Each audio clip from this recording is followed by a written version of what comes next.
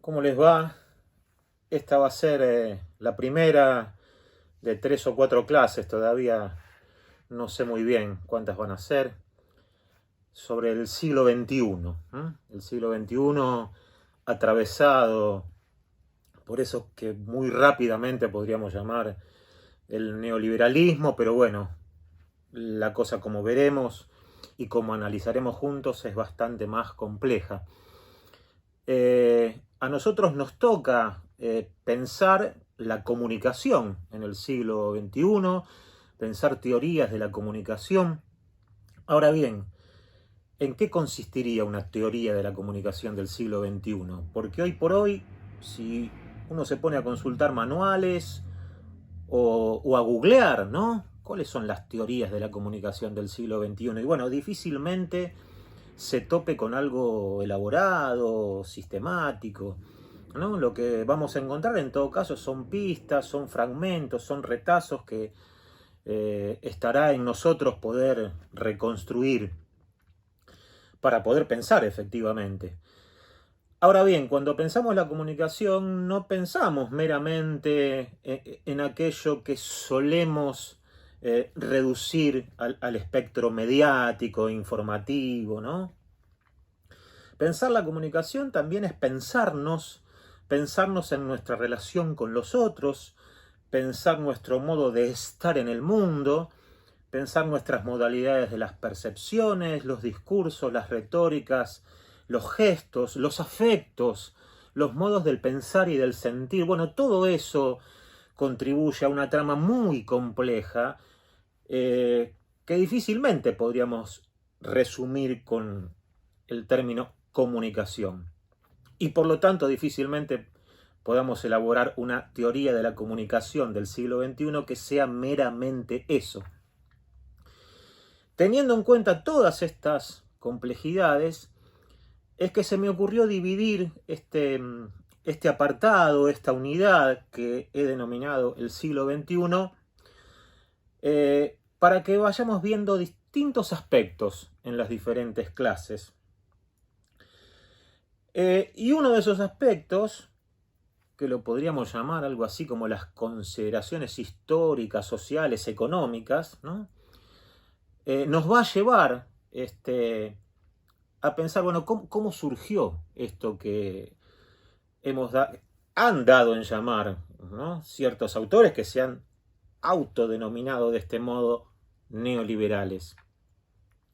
Y entonces intentar un recorrido que podríamos pensar como histórico, ¿no?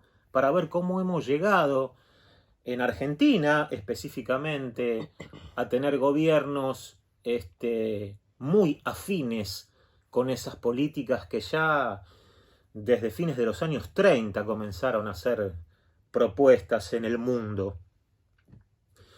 El otro aspecto que me interesa abordar es el aspecto que podríamos considerar el de la producción de subjetividades, ¿no? Para que un modelo en el sentido muy amplio, como el neoliberal, pueda tener cabida, pueda ser aceptado, generar algún consenso, efectivamente es necesario que tales subjetividades acompañen, sean complacientes, aporten justamente esos consensos que este modelo necesita, sean proclives a determinadas conductas, comportamientos, ¿no?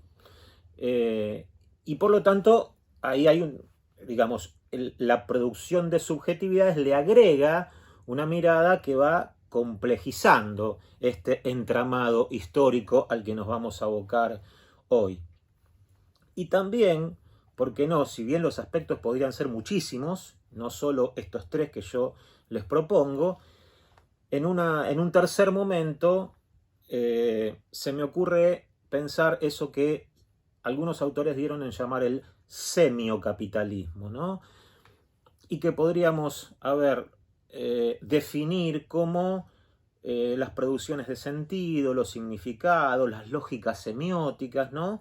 De este capitalismo tardío que produce, que genera, que promueve este capitalismo tardío del siglo XXI, eso que se dio en llamar la posverdad, bueno, cuáles son las lógicas discursivas, retóricas, gestuales, ¿no?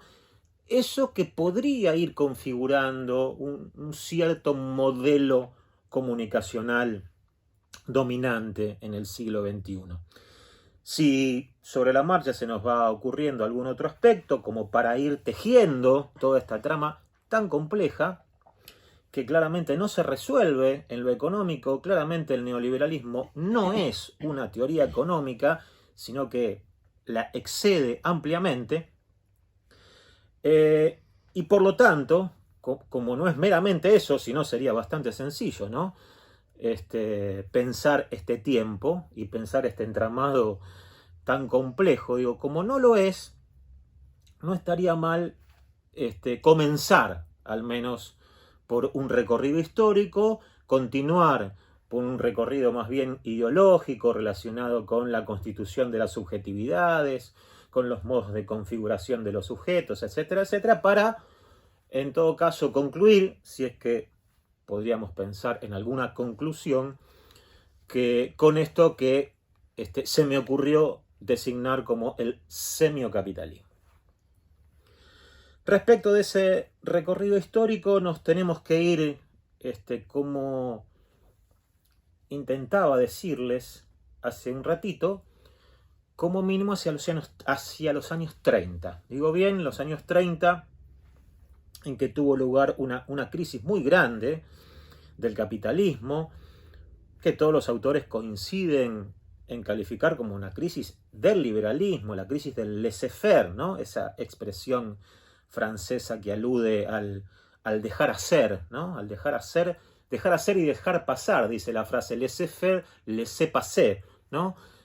O sea, no poner ningún obstáculo que impida el libre flujo del capital. Obviamente ese obstáculo suele ser el Estado, muy especialmente, ¿no? Y entonces en los años 30 hubo lo que podríamos pensar una crisis especulativa, donde los capitales desatados y librados a su suerte provocaron una caída estrepitosa de los bonos y las acciones de la bolsa de Wall Street, y eso tuvo enormes repercusiones. Las acciones que habían alcanzado precios exorbitantes se habían derrumbado en el llamado Viernes Negro del año 1929 más precisamente, y cayeron en cascada con un efecto dominó, con todas las consecuencias que ello implica, obviamente, en los establecimientos industriales, en las empresas, bueno, en todas las áreas, ¿no? Y muy especialmente, porque es lo que a nosotros más nos interesa, en los trabajadores, ¿no? La recesión, el impacto tremendamente recesivo, el quiebre, el cierre de empresas, en definitiva, a los que afecta fundamentalmente es a los que trabajan, a los que viven de un salario. Por lo tanto, la crisis del 30 fue estrepitosa como crisis de acumulación, como crisis de, en este caso, podríamos llamarla perfectamente, ¿no? La crisis provocada por el desenfreno ilimitado del capital. Y frente a esta crisis hubo, podríamos decir, dos tendencias absolutamente contradictorias.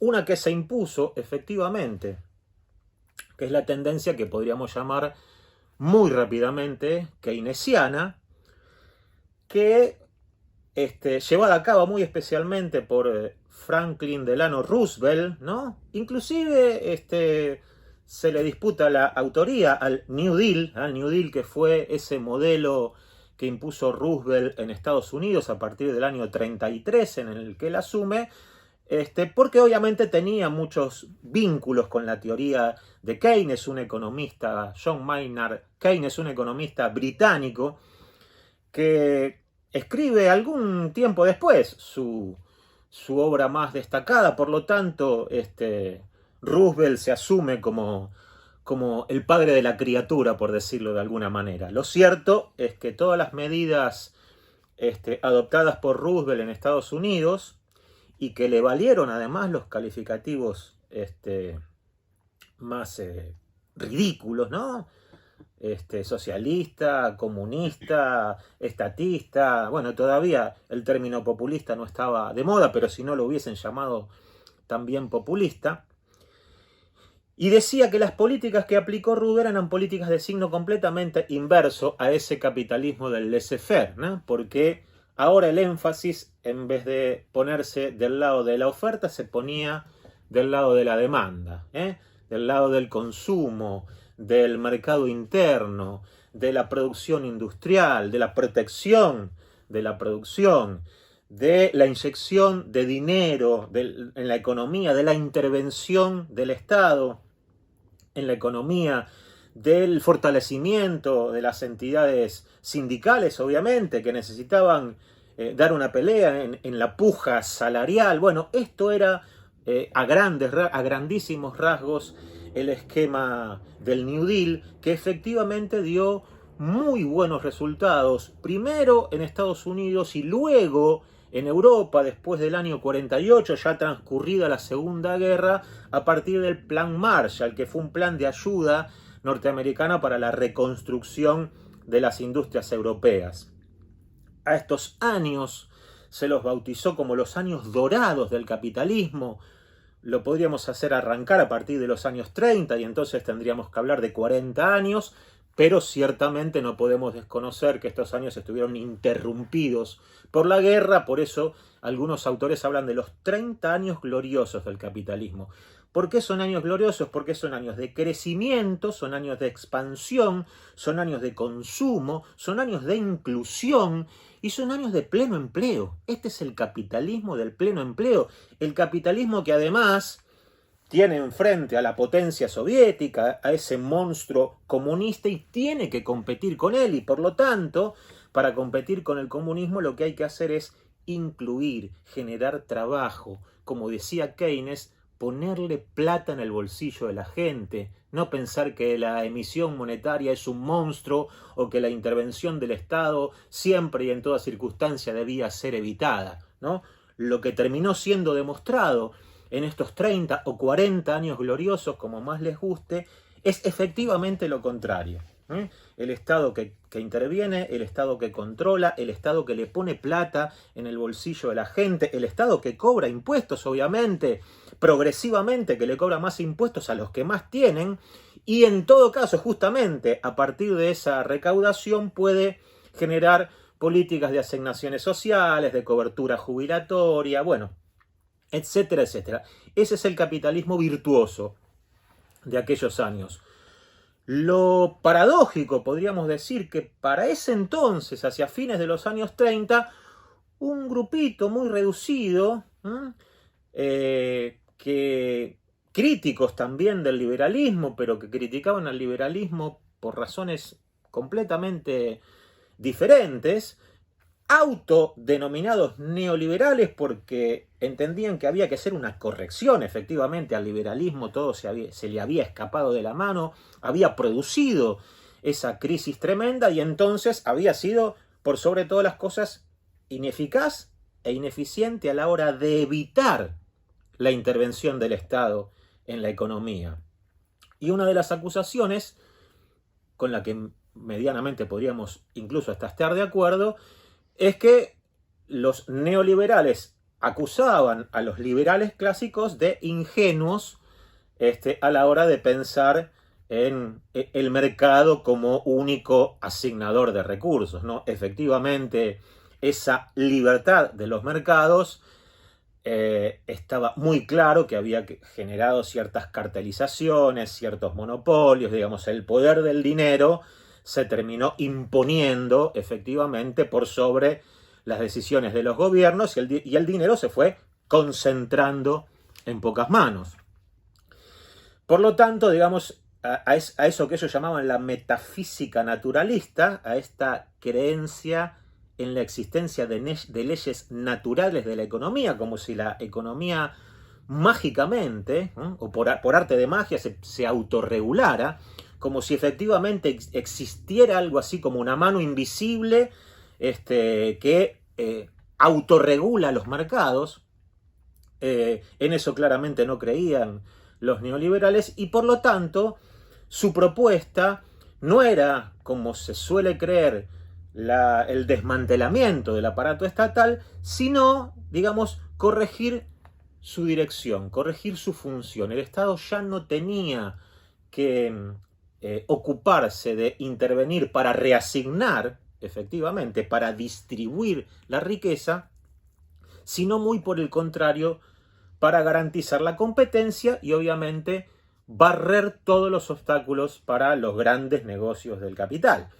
Y para eso el Estado era necesario, ¿no? O sea, si no, ¿a partir de qué instituciones se crea eso, ese caballito de batalla, que eso ya han llamado la seguridad jurídica? O sea, ¿cómo hacen los inversores para tener la plena seguridad de que efectivamente sus ganancias van a ser redituables y recuperadas en el tiempo que lo esperan? Bueno, para eso es necesario montar toda una infraestructura jurídica que además, entre otras cosas, por ejemplo, flexibilice el trabajo, ¿no? Porque también el secreto de la ganancia es tener sindicatos débiles, es evitar cualquier obstáculo frente a la toma de decisiones patronales. Bueno, entonces el Estado tiene que intervenir para producir esa flexibilización laboral. Bueno, en Argentina, desde los años 70 que se viene hablando en estos términos de la flexibilización laboral, inclusive tuvo distintas etapas, ¿no? Esta idea tan nefasta, por lo menos tan nefasta para los trabajadores. O sea que estos grupos, en principio minoritarios, cerrados, que se reunían en círculos, en sectas como la secta de Mont Pelerin, una sociedad suiza, una sociedad secreta, muy famosa, que tuvo repercusiones hasta hace muy poco tiempo, el coloquio de Walter Lippmann, bueno, o bien en algunas facultades, ¿no? Prestigiosas, la Facultad de Economía de la Universidad de Londres, ¿no? O la Universidad de Chicago, ¿no? Fíjense, estos dos reductos fueron, vamos a llamar, hegemonizados por dos grandes figuras de este movimiento.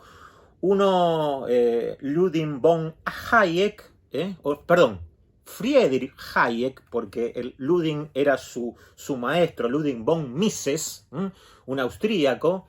Friedrich Hayek era su discípulo, pero obviamente tuvo una actuación muy destacada en la Facultad de Economía de Londres, y en la Universidad de Chicago a un personaje algo más conocido llamado Milton Friedman. Milton Friedman y sus Chicago Boys.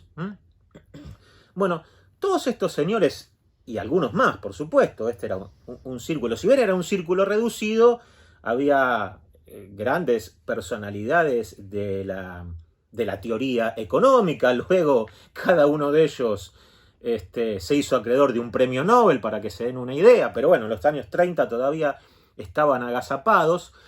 Bueno, y estos señores entendían perfectamente que sus recetas, que las medidas que ellos proponían eran tremendamente agresivas para los sectores mayoritarios, para los trabajadores que vivían de un salario, obviamente, para las clases bajas, para las clases medias incluso, ni hablar para los jubilados, ¿no?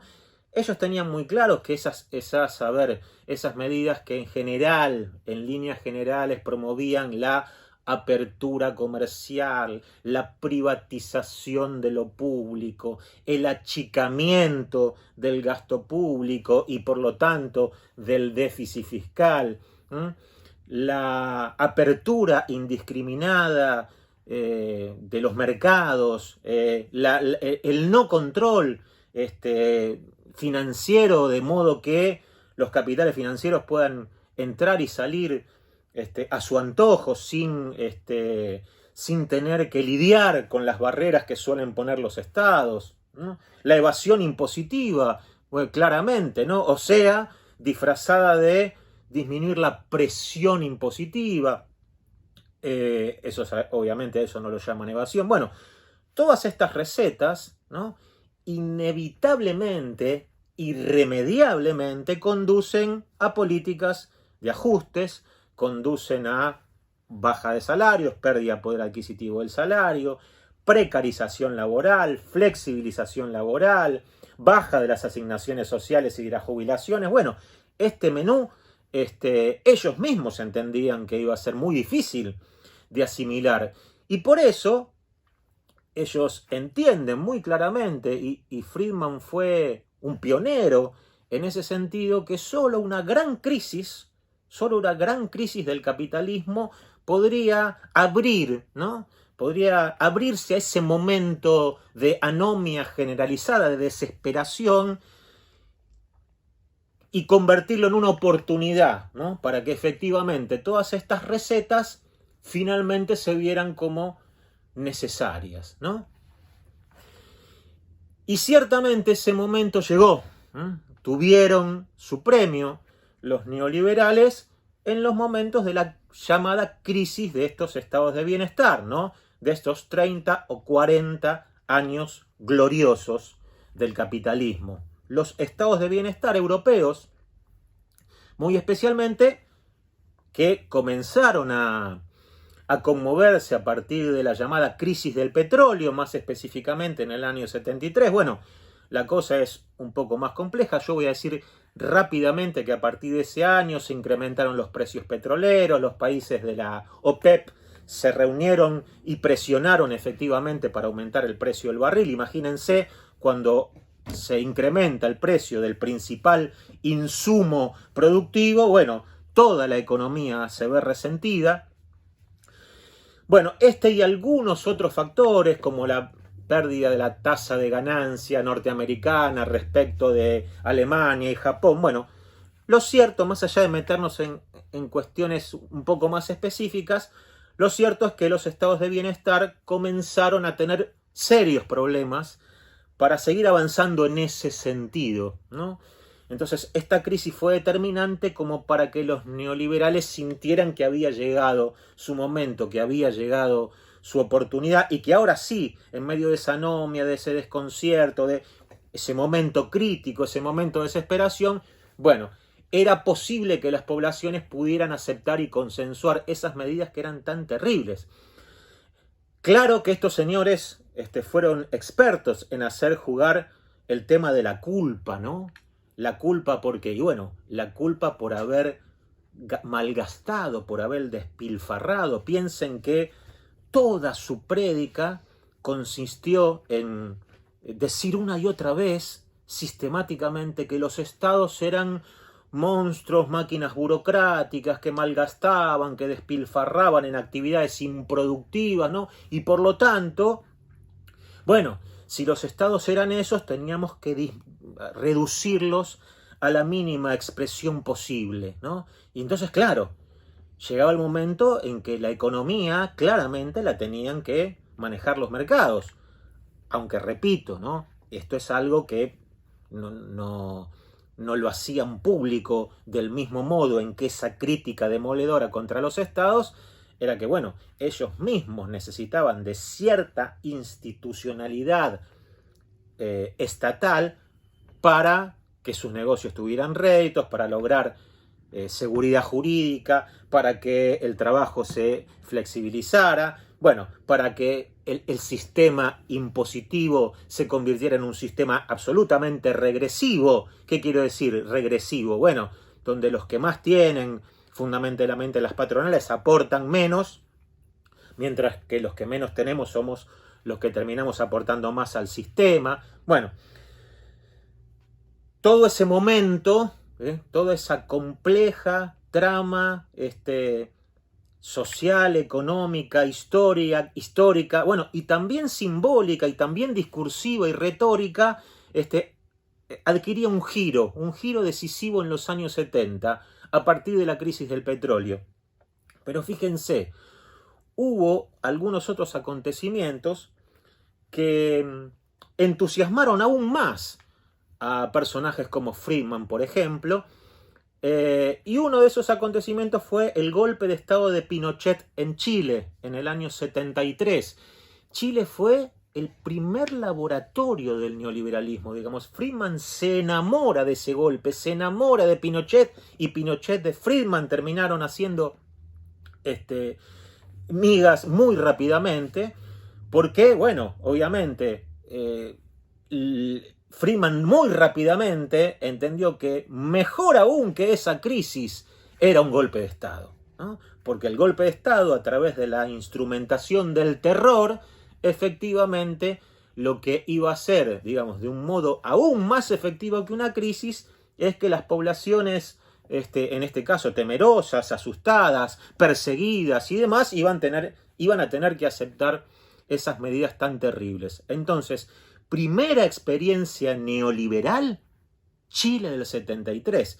Y por qué no pensar que muy poco tiempo después, 3 años después, en la Argentina, en marzo del 76 más precisamente, hubo un golpe de Estado que inmediatamente puso como su ministro de Economía a José Alfredo Martínez Dios, un ultraortodoxo, liberal, muy cercano, obviamente, a los Chicago Boys, a la escuela de Chicago, que terminó aplicando, aunque por ahora tímidamente, podríamos decir, todas esas políticas de aperturistas, flexibilizadoras, digamos, favorables al libre flujo de los capitales financieros. Bueno, esta es la época del gran endeudamiento, por lo menos la primera época del gran endeudamiento argentino, que era uno de los tantos consejos de la prédica neoliberal. Así que perfectamente, y con esto vamos redondeando, podríamos pensar a Chile y Argentina como dos grandes laboratorios de estos comienzos de las recetas neoliberales que muy rápidamente se extendieron por el mundo y continuaron en los Estados Unidos de Ronald Reagan, en la Gran Bretaña de Margaret Thatcher, ¿no? Y luego, bueno, irán a conquistar Europa, ¿eh? Entonces, Chile, Argentina, aunque repito, en términos económicos sociales, más allá de que fue la dictadura más sangrienta, violenta, terrorista y genocida de toda nuestra historia, en términos estrictamente económicos sociales, esa apertura fue tímida comparada con la que vamos a ver en el siguiente video, la clase que viene, los años 90. Luego y entonces, Ronald Reagan, Margaret Thatcher, fueron de alguna manera los 4 pilares iniciales para las aplicaciones, fueron los grandes laboratorios para las aplicaciones de estas recetas neoliberales que supieron esperar agazapados desde fines de los años 30 hasta que llegara su momento. Nos vemos la próxima clase.